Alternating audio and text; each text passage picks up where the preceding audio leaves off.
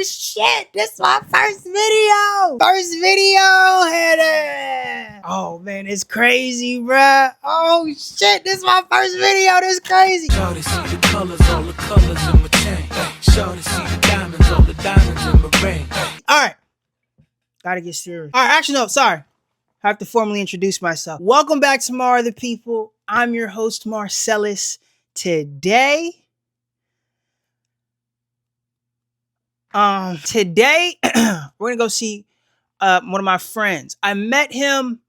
I was walking, and then I saw him like he was just like sitting like outside, and he, you know what I'm saying, he's homeless, and he has like this like encampment. And I just walked up. I was like, "Yo, bro, like what is this?" And like we just started talking, and he started explaining what was going on. He's like a real fascinating dude. So we're about to go see him. Hey, I'm vlogging in public. This shit, man, uncomfortable. I'm telling you, this is the coolest homeless dude on the planet. Oh shit, some honey dips is coming, bro. I look like a nerd. Alright, play it cool. Play still. I played it cool. I think I applied to work there. You know what I'm saying? Donate so I don't have to send in another application. I have to move in with my homeless mans if I can't pay next month rent. Damn, where is he at? Where my man's at though, bro? Where my man's at, bro? I'm trying to find my man's. He might be around this corner. Damn, let's see. No, that ain't it. Oh, I see him. Welcome back to More Other People. I am your host, Marcellus. Today, I got a very special guest. Say your name, bro. Daniel Kingery. Hey, Daniel Kingery, this motherfucker. How you doing today, man? Oh, not too bad. And yourself, Marcellus? I'm doing all right. Tell us a little bit about yourself. Born in 1961, out in the Midwest. I started out, went in the military shortly after high school. I tell people when they want to thank me for my service that they're basically thanking me for helping make things worse. Oh, getting political already. Get controversial. I had been studying the Constitution about the time I got out of the military in 83, 79 to 83, 4 years. And it bothered me that I didn't know anything about the Constitution. So I began studying. So from about 83 to 2006, it was basically undoing 13 years of K-12 indoctrination camps of kindergarten to 12th grade. So if you don't mind me asking, how did you come into homelessness? In Peterborough, New Hampshire, I had a junkyard, and there was a house there on the junkyard. That's where I lived. Had some political battles with the city officials. During the planning and zoning board meetings, I got the approvals, finally got the approvals just the way I wanted them, but they destroyed all the tape-recorded minutes of the meetings. So an hour-plus hearing came down to just a paragraph which did not reflect anything from there. Through the court battles and everything else, I ended up losing that and living out of a vehicle after that for a few years, doing a campaign for president. If you see the sign, saw the sign over there. You said who? Kingery for president. Oh, that's you, right? Yep. Oh, so you campaigned for president? Yep. Yo, I'm talking to a presidential candidate right now. Tell us about your campaign. How did you go about it? Well, in 2006 or so, I was in Wilcox, Arizona. I bought an old Crown Victoria and then went from Arizona to New Hampshire, crisscrossing the country, putting on about 1,000 miles in each state, talking to people and news reporters. See, we're taught a lot of things that are pure garbage going to school. For instance, does every registered voter vote? No. Are you sure? Does your tone makes me unsure. See, we're taught that a registered voter who does not submit a ballot has not voted, when in fact, according to the terms of the Declaration, they simply have not consented, and that is as valid a vote as submitting a ballot to the polling station and saying yes to something. So the only reason you need to submit a ballot to the polling station if you want something or someone on that ballot to win, thus your consent. If you do not want to vote, you do not register.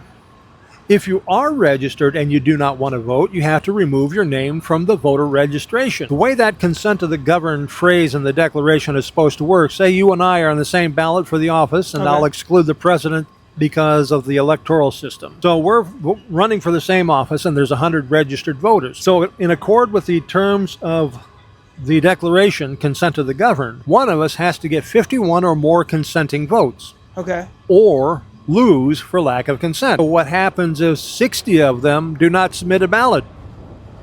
How many do we have to get? 40 to count. No, you're repeating what we're taught to accept. We're taught to say that those 60 who didn't submit a ballot didn't vote, so we're supposed to get the remainder of the 40. That is not true. Once you have a known number of registered voters, it's always the majority of that total number of registered voters, regardless of how many of them submit a ballot or not. So if 60 of them do not submit a ballot to the polling station, we both have to lose for lack of consent. If the majority don't consent, then there has to be a revote. That's right. And it's not just a revote between us two, because 60% have already said they don't like either of us.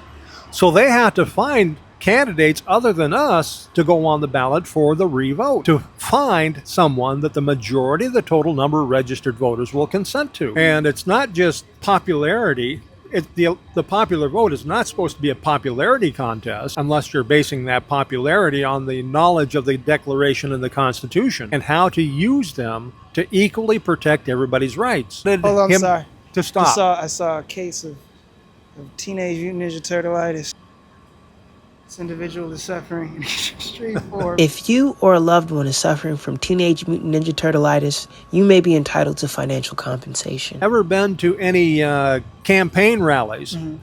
How many times have you ever heard anybody in the audience asking questions about how the candidates' promises either support or violate the Constitution they're going to swear an oath to? Yeah, fuddy-duddy questions like, do you put hot sauce in your bag and stuff? Not whether or not are you going to abide by the Constitution, Mr. President. It's all questions that have nothing to do with the actual issues of the Constitution and the job they're supposed to be doing once they're sworn in. Can you give us the rundown of your whole system? Because, I mean, this is the coolest thing ever, man. Okay. Well, here you got the back end. Basically signs looking for a financial angel to help advance the progress, and it's got my email address danielmkingery@gmail.com. And then down below you have the Declaration identifies tyranny by the list of grievances. Then Article 3, Section 3 of the United States Constitution identifies or defines what is treason. When our government officials do any of those grievances in the Declaration, they are literally committing treason, passing laws that violate the Constitution, enforcing those laws that violate the Constitution, and throwing people in prison for doing nothing but exercising their rights while they violate unconstitutional laws.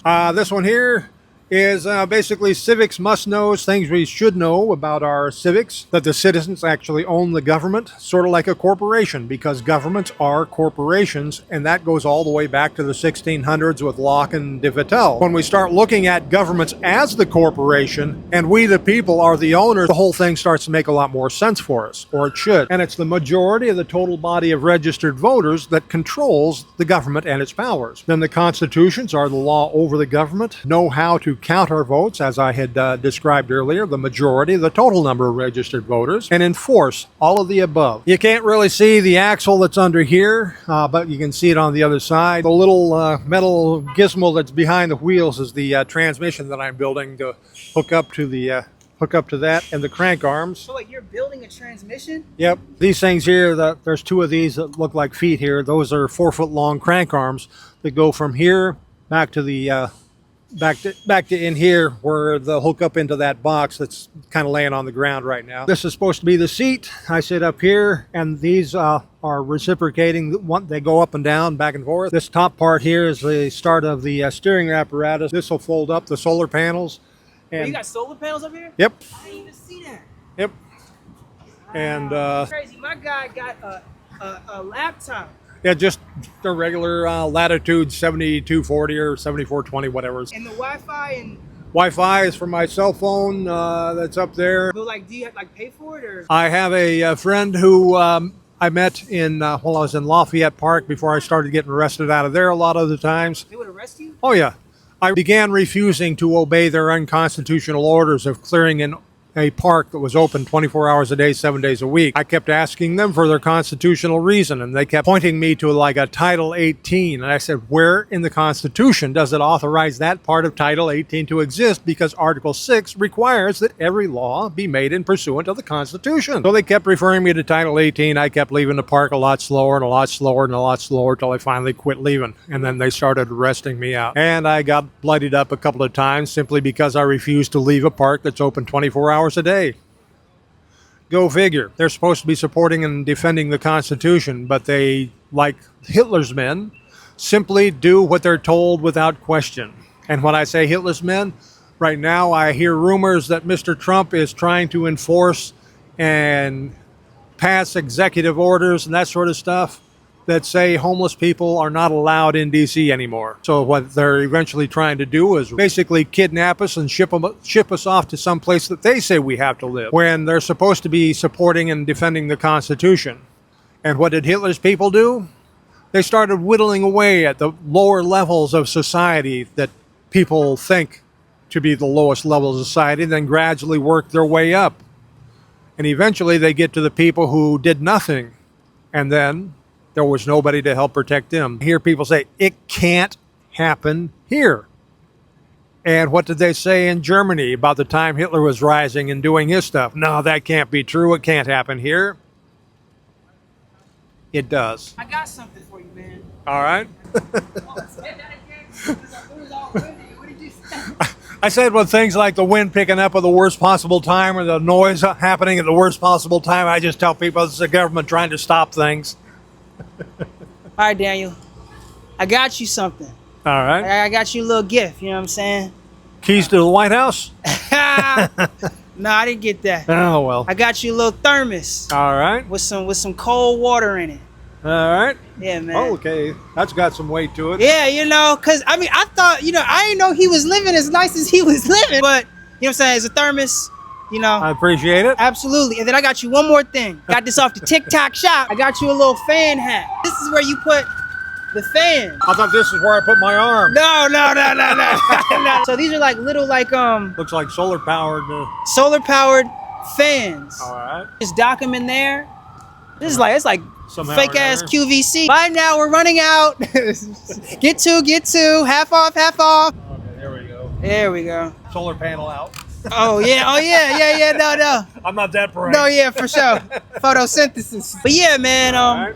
Appreciate it. Absolutely, man. I just got you those things. You know what I'm saying? We gotta look out for each other, you know what I'm saying? But yeah, man, thank you, Daniel, so much, you know what I'm saying, for letting me in your world. Is there anything you wanna shout out to the to these motherfuckers? Well, whoop.